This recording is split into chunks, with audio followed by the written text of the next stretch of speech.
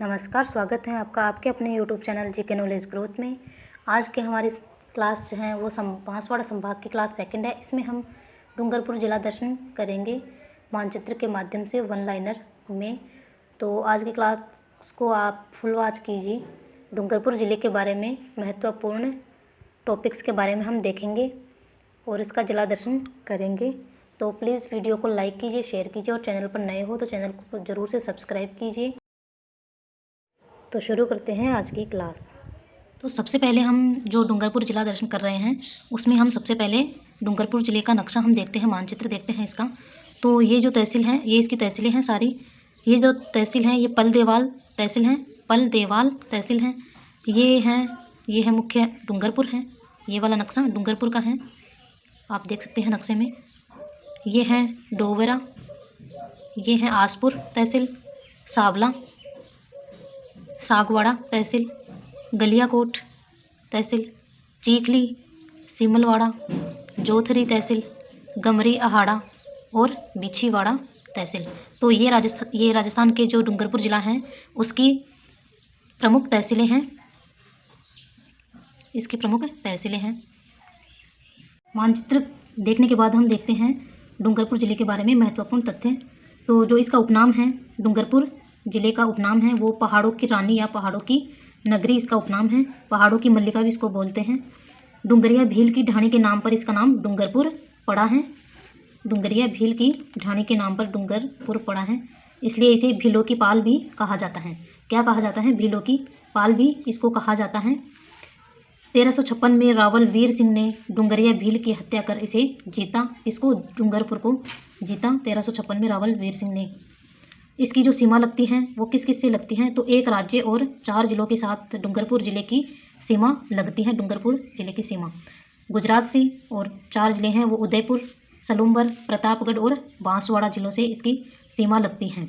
अब हम देखते हैं जो वागड़ क्षेत्र है, वागड़ क्षेत्र किस किस ज़िले के क्षेत्र को बोलते हैं? तो डूंगरपुर और बांसवाड़ा के जो संयुक्त क्षेत्र हैं दोनों का मिलाकर उसको वागड़ कहा जाता है। अब हम देखते हैं जो डूंगरपुर ज़िला है उसके प्रमुख तथ्य देखते हैं, और प्रमुख तथ्यों में हम देखेंगे उसके प्रमुख स्थल। तो देव सोमनाथ का मंदिर डूंगरपुर का प्रसिद्ध है। इसका निर्माण 12वीं सदी में राजा अमृतपाल द्वारा करवाया गया, राजा अमृतपाल द्वारा, और 108 खंभों पर टिका है। 3 मंजिला मंदिर है। ये सोम नदी पर है और इसकी सबसे खास बात है कि बिना चूने और सीमेंट से निर्मित है। 108 खंभों पर टिका है, बिना चूने और सीमेंट से निर्मित, मतलब कि इसमें ना तो चूने का इस्तेमाल किया गया है और ना ही सीमेंट का इस्तेमाल किया गया है। तो इसकी भी एक खास बात है, सोम नदी पर है। अब हम देखते हैं डूंगरपुर जिला दर्शन हम कर रहे हैं, तो इसमें सिमलवाड़ा एक प्रमुख स्थान है, सिमलवाड़ा तहसील। तो सिमलवाड़ा क्यों प्रसिद्ध है? क्योंकि यहाँ पर भोगीलाल पांड्या का जन्म स्थल भी है, और राज्य की 97% डामोर जनजाति डूंगरपुर में, किसमें? सिमलवाड़ा तहसील में डामोर जनजाति का बाहुल्य है। और सिमलवाड़ा में डामोर बाहुल्य क्षेत्र होने के कारण इसे डामरिया भी कहा जाता है। किसको? सिमलवाड़ा क्षेत्र को डामरिया भी कहा जाता है। अब जो ये डामोर जनजाति है उसके बारे में थोड़ी सी चर्चा हम यहाँ पर करते हैं। तो डामोर जनजाति का जो गांव की एक छोटी इकाई होती है, इनके गांव की एक छोटी इकाई होती है, उसको फला कहा जाता है। ये एग्ज़ाम ओरिएंटेड मैटर है ये वाला। और ये भी डामोर जनजाति की किस ज़िले में इसका बाहुल्य है? तो सिमलवाड़ा डूंगरपुर में इसका बाहुल्य है। और गांव की छोटी इकाई को फला कहते हैं। पंचायत के मुखिया को मुखी कहते हैं, मुखिया से ही मुखी। ये तो याद रखने में भी आसानी हो सकती है इसमें। इनका मुख्य मेला झेला बाऊजी, गुजरात में झेला बाऊजी का मेला लगता है डामोर जनजाति का। ये गुजरात में लगता है क्योंकि गुजरात डूंगरपुर के पास ही है इसलिए। और भोगीलाल पांड्या का जन्म भी सिमलवाड़ा तहसील में हुआ है। एक प्रसिद्ध स्थल है मांडो की पाल। तो यहाँ पर फ्लोर स्पार संयंत्र है डूंगरपुर में, मांडो की पाल। गलियाकोट, अब जो गलियाकोट है यहाँ पर दाऊदी बोहरा संप्रदाय का प्रमुख तीर्थ स्थल है। ये दाऊदी बोहरा संप्रदाय का प्रमुख तीर्थ स्थल है। और यहाँ पर मुस्लिम संत फ़खरुद्दीन पीर की मज़ार भी, फ़खरुद्दीन पीर की दरगाह है, और इसको मज़ार ए फ़करी भी कहा जाता है, मज़ार ए फ़करी भी कहा जाता है इनको। और गलियाकोट का ही प्रसिद्ध है रमकड़ा उद्योग, और यहाँ के प्रसिद्ध हैं सोप स्टोन के कलात्मक खिलौने प्रसिद्ध हैं, सोप स्टोन के कलात्मक खिलौने प्रसिद्ध हैं। अब देखते हैं प्रसिद्ध स्थल सावला। सावला में संत माऊजी का प्रमुख मंदिर है, प्रधान पीठ भी है यहाँ पर, यहीं पर है। और जो संत माऊ जी हैं उनको कल्कि का अवतार कहा जाता है। किसका अवतार कहा जाता है? कल्कि का अवतार। इनका प्रसिद्ध ग्रंथ चोपड़ा, प्रसिद्ध ग्रंथ कौन सा है? संत माऊ जी का चोपड़ा है।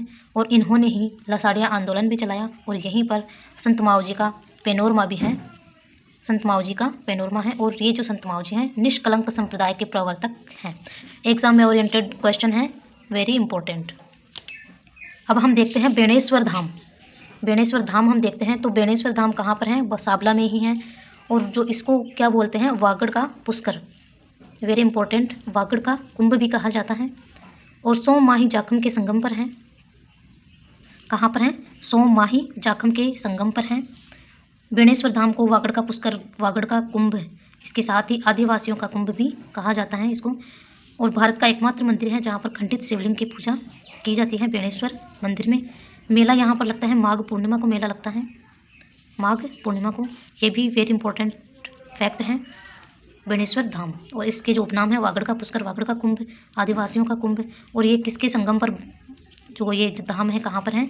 सोम माही जाखम के संगम पर मेला लगता है माघ पूर्णिमा को। अब है पुनावड़ा हत्याकांड। तो ये 1947 में हुआ। शिवराम भील पर अत्याचार किया गया, शिवराम भील पर अत्याचार किया गया। और रास्तापाल हत्याकांड है, ये भी बहुत एग्जाम ओरिएंटेड फैक्ट हैं। ये भी 1947 में सेंगा भाई, नाना भाई और काली बाई पर अत्याचार हुआ यहाँ पर। और काली बाई अपने जो टीचर हैं, अध्यापक, उनकी रक्षा के लिए इनको भी गोली लग जाती है और ये भी यहाँ पर शहीद हो जाती हैं। और इन्हीं का यहाँ जो गेप सागर झील है उसके किनारे कालीबाई पेनोरमा भी बना हुआ है इनका। इन्होंने अपने शिक्षक के प्राणों की रक्षा के लिए अपनी जान न्यौछावर कर दी थी। अब हम देखते हैं डूंगरपुर जिले की जो गेप सागर झील है। तो गेप सागर झील का निर्माण महारावल गोपीनाथ ने करवाया। महारावल गोपीनाथ ने, उपनाम है इसका एडवर्ड सागर। और इसके किनारे हैं गोवर्धन नाथ मंदिर, बादल महल, विजय राजराजेश्वर मंदिर और कालीबाई का स्मारक या पेनोरमा भी है यहाँ पर। तो ये जो विजय राजराजेश्वर मंदिर है ये किससे बना है? परेवा पत्थर से बना है, चतुर्भुजाकार मंदिर है। और इसका निर्माण उदय सिंह की रानी उम्मेद कंवर द्वारा करवाया गया, विजय राजराजेश्वर मंदिर का निर्माण। अब हम देखते हैं डूंगरपुर जिले के अन्य महत्वपूर्ण तथ्य।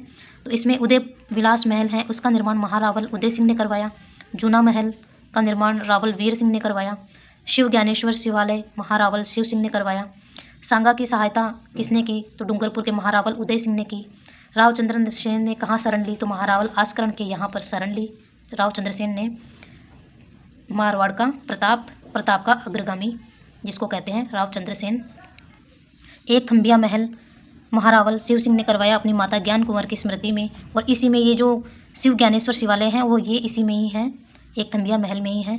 नवलखा बावड़ी, इसका निर्माण प्रिमल देवी ने करवाया, महारावल आस्करण की रानी थी ये। सागवाड़ा में नसिया जी की छतरियाँ हैं, सागवाड़ा डूंगरपुर में नसिया जी की छतरियाँ हैं।